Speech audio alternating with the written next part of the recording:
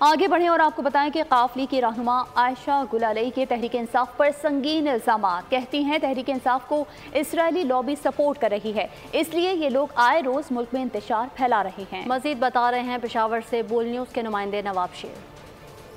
جی بالکل، مختلف سیاسی پارٹیوں کی جانب سے حکومت سازی کے لیے جوڑ توڑ کا عمل جاری ہے۔ میرے ساتھ اس وقت پاکستان مسلم لیگ کاپ کی ایڈیشنل مرکزی جنرل سیکریٹری عائشہ گلالئی صاحبہ موجود ہیں، ان سے بات کرتے ہیں۔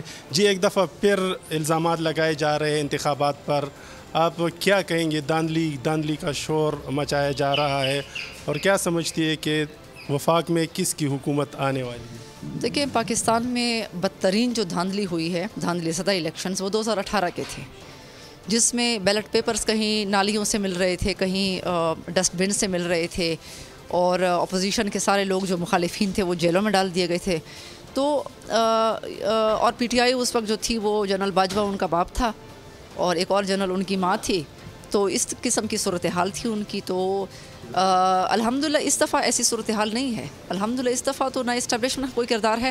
ہاں، اسٹیبلشمنٹ نیوٹرل رہی ہے، تو اب سب کو اس بات پر اعتراض ہے، سب کو اس بات پہ گلہ ہے۔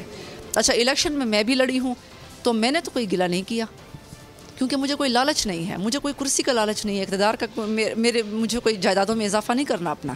تو بات یہ ہے کہ اب اگر دوبارہ الیکشنز، اچھا جہاں پہ یہ سیٹیں جیتے ہیں وہاں پہ ٹھیک ہے الیکشن، جہاں پہ ہار گئے ہیں وہاں پہ غلط الیکشن ہوا ہے۔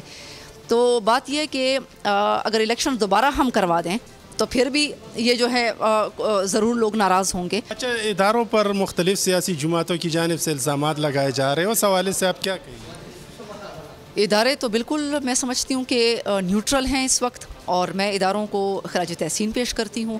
کسی ادارے نے 2018 کی طرح بکسے نہیں بھرے۔ جیسا کہ آپ لوگ دیکھ رہے ہیں کہ عائشہ گلالئی صاحبہ کا یہی کہنا ہے کہ 2018 کے جو دھاندلی زدہ الیکشن تھے، اس 2024 میں اسٹیبلشمنٹ نے کوئی کردار ادا نہیں کیا الیکشن میں، اور یہ جو تھے صاف شفاف الیکشن تھے۔ جی سبسکرائب کریں اور بیل دبائیں تاکہ کوئی خبر رہ نہ جائے۔